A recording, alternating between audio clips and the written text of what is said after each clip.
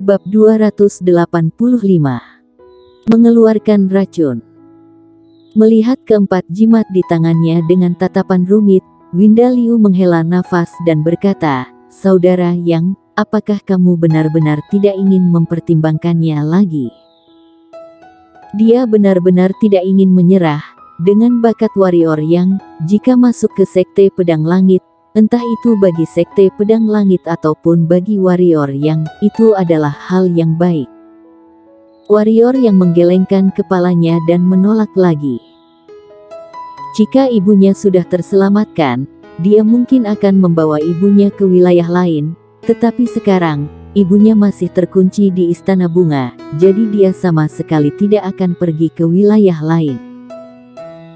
Melihat warrior yang menolak lagi, mata Winda Liu memancarkan kekecewaan, berkata, "Tidak peduli apapun, aku masih berharap saudara yang bisa mempertimbangkannya. Kapanpun saat saudara yang sudah mempertimbangkannya dengan jelas, dan bersedia pergi ke wilayah utara, boleh datang ke medan perang kuno untuk mencariku." Warrior yang tersenyum, tidak menolaknya lagi. "Warrior Yang, kamu juga ingin pergi ke medan perang kuno? Kalau begitu, ayo kita pergi bersama." Pada saat ini, Ye Nikai di samping tiba-tiba berkata. Winda Liu juga memandang warrior Yang.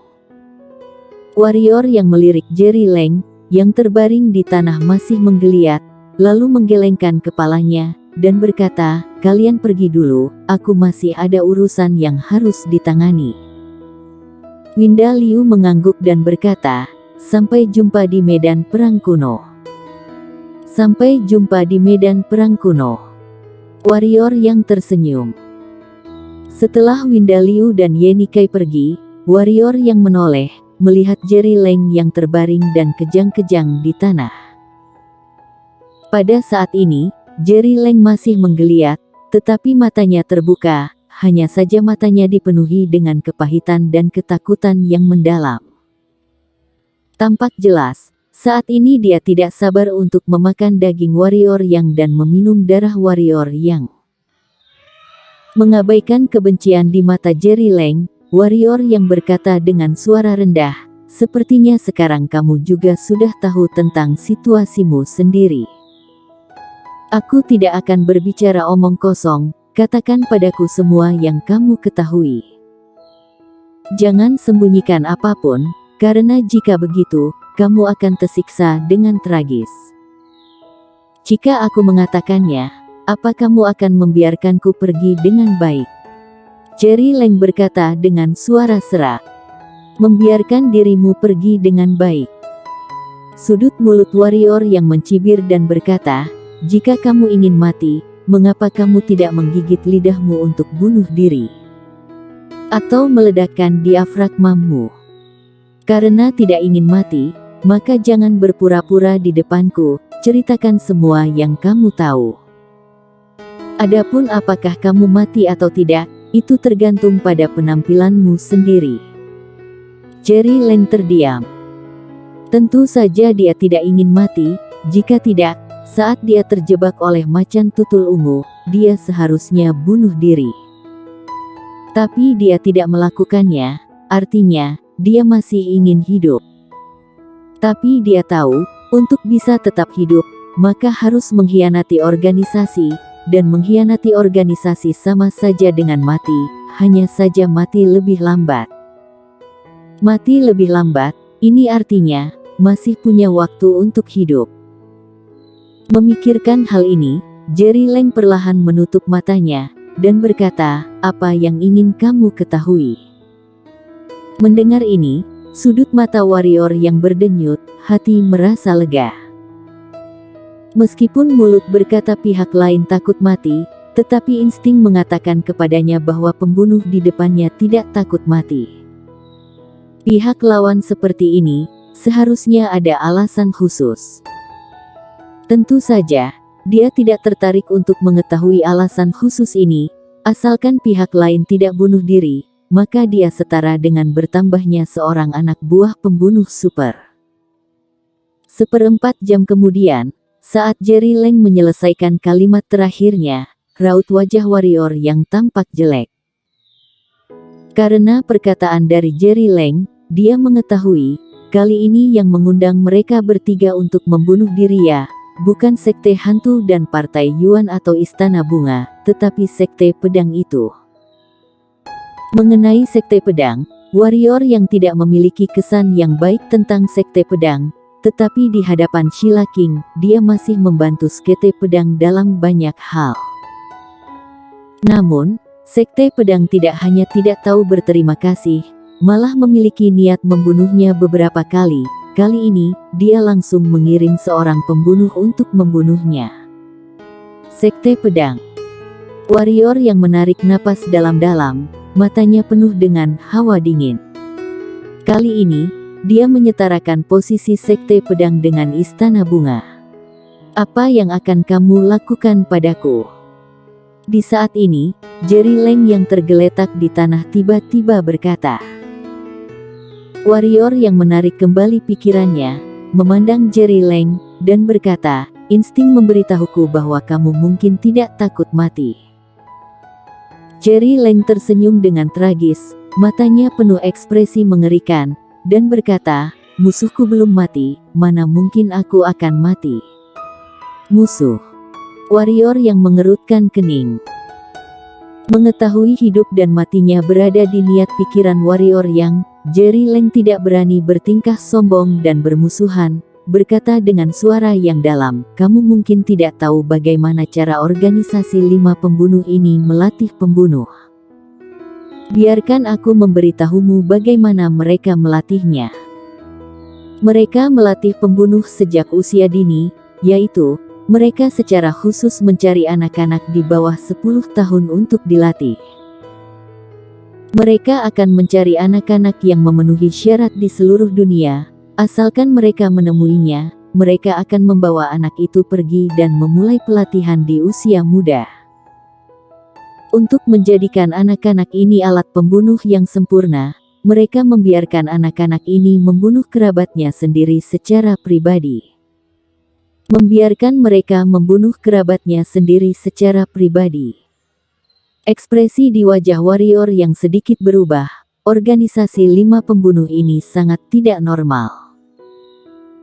Ekspresi wajah Jerry Leng berubah cemberut, dan berkata, ini tidak berarti apa-apa, demi mengendalikan pembunuh top ini di masa depan, mereka telah memberi anak-anak ini racun mematikan sejak mereka masih muda. Racun mematikan ini tidak akan membunuh kami, tetapi jika setiap bulan tidak mendapatkan penawarnya, maka kami akan mati. Sama seperti perasaan sebelumnya. Jadi, sekarang tubuh teracuni. Warrior yang mengerutkan kening dan bertanya. Dia tidak tertarik dengan kehidupan tragis orang di depannya, dia hanya peduli pada satu hal, yaitu apakah pihak lawan bisa menjadi preman supernya. Ya. Jerry Leng tidak menutupinya. Jika iya, itu berarti kamu tidak bernilai sama sekali. Warrior yang berkata dengan nada datar. Tentu saja dia tidak akan bersimpati dengan musuh, meskipun kehidupan orang di depannya sangat tragis, tetapi dia adalah musuh. Karena itu adalah musuh, semakin tragis semakin baik, dan bahkan dia akan membuat pihak lawan lebih tragis.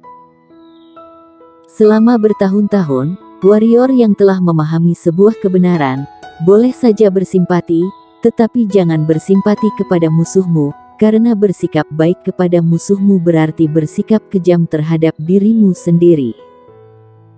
Masalah bodoh seperti aku menyelamatkanmu hari ini, dan besok kamu akan menusukku dengan pisau, dia warrior yang tidak akan pernah melakukan hal itu. Kelopak mata Jerry Leng berdenyut. Apa yang dia katakan sebelumnya semuanya tidak berguna.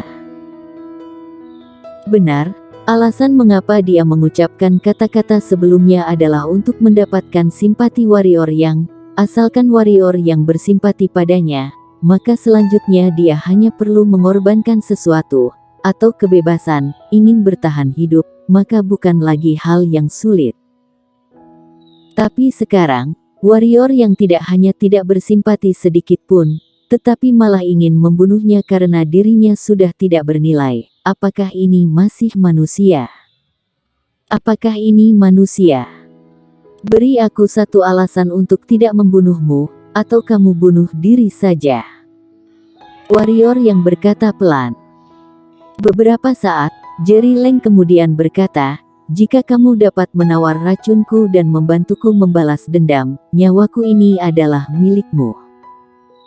Aku tidak menawar racunmu, tidak membantumu membalas dendam, nyawamu sudah menjadi milikku. Warrior yang berkata dengan tenang. Apakah orang mati berguna bagimu? Jerry Leng berkata, jika kamu dapat menawar racunku, itu berarti kamu juga dapat menawar racun pembunuh lain. Dengan begitu, aku bisa menghubungi lebih banyak pembunuh untuk kamu gunakan. Mendengar itu, hati warrior yang sedikit tergerak. Dia secara pribadi telah merasakan para pembunuh alam pemenang ini. Jika bisa mengendalikan sebuah divisi pembunuh misterius seperti itu, tidak diragukan lagi, ini adalah hal yang baik.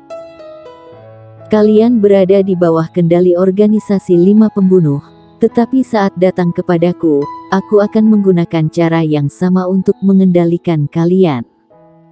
Apakah kalian bersedia? Warrior yang berkata, bersedia. Jerry Leng tidak ragu-ragu untuk mengatakannya, organisasi 5 pembunuh bagi anggota seperti kami, semuanya memiliki permusuhan yang tak tergoyahkan. Jika bukan karena racun itu, aku percaya, organisasi 5 pembunuh setidaknya ada 80% pembunuh di dalam organisasi 5 pembunuh akan mengkhianati organisasi 5 pembunuh. Jika kamu dapat menawar racun mereka, aku jamin, mereka pasti akan bersedia dikendalikan olehmu. Setelah beberapa lama, warrior yang menggelengkan kepalanya dan berkata, ini semua didasarkan pada fakta bahwa aku dapat menawar racunmu, tetapi apakah kamu pikir bahwa aku bisa menawar racunmu? Meskipun aku tidak tahu racun apa yang ada di dalam diri kalian, tetapi karena organisasi 5 pembunuh dapat menggunakan ini untuk mengendalikan kalian, maka itu bukan benda sampah. Setelah mendengar ini, Jerry Leng terdiam. Benar, seperti yang dikatakan warrior yang, syarat yang dia katakan, dasarnya jika warrior yang dapat menawar racun mereka. Jika warrior yang tidak dapat menawar racun mereka, maka semuanya hanyalah angan-angan. Pada saat ini, macan tutul ungu di bahu warrior yang tiba-tiba melintas di depan warrior yang, dan kemudian melambaikan cakarnya. Maksudmu kamu bisa menyelesaikannya? Warrior yang berkata dengan linglung. Macan tutul ungu menggelengkan kepalanya, lalu menyentuh perut warrior yang dengan cakarnya yang kecil, seolah berkata, pusaran pusat energi yang misterius bisa melakukannya. Mata warrior yang berbinar, benar, kenapa dirinya sampai lupa dengan pusaran pusat energi misterius ini? Sejak menyadari pusaran pusat energi misterius ini hingga sekarang, tampaknya pusaran pusat energi ini tidak bisa melakukan apa-apa. Menawar racun, bagi pusaran pusat energi misterius ini, seharusnya tidak sulit, kan? Memikirkan hal ini, warrior yang memandang Jerry Leng, dan kemudian berkata, racun macam apa yang ada di tubuh kalian? Jerry Leng menggelengkan kepalanya dan berkata, aku tidak tahu, bagaimanapun juga, racun telah ditanam di tubuh kami sejak kami masih muda. Sekarang, dalam darah, meridian, dan kulit kami, pasti sudah terkontaminasi dengan racun. Mendengar ini, kelopak mata warrior yang berdenyut, organisasi 5 pembunuh benar-benar tidak normal, ternyata menggunakan metode ini untuk mengendalikan para pembunuh. Dan tentu saja, ada lebih banyak perasaan kejutan di hatinya saat ini, karena jika pusaran pusat energi kecil itu bisa menawar racun, bukankah berarti di masa depan kemungkinan besar pembunuh organisasi 5 pembunuh akan menjadi milik warrior yang?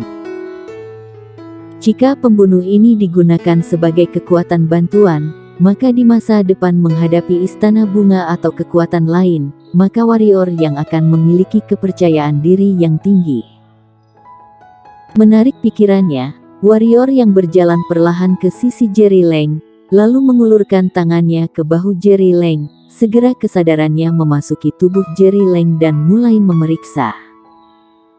Tentu saja dia tidak takut jika Jerry Leng bermain trik. Perlu diketahui, saat ini jiwa Jerry Leng masih ada di tangannya. Asalkan Jerry Leng bukan orang bodoh, maka tidak akan memainkan trik apapun saat ini.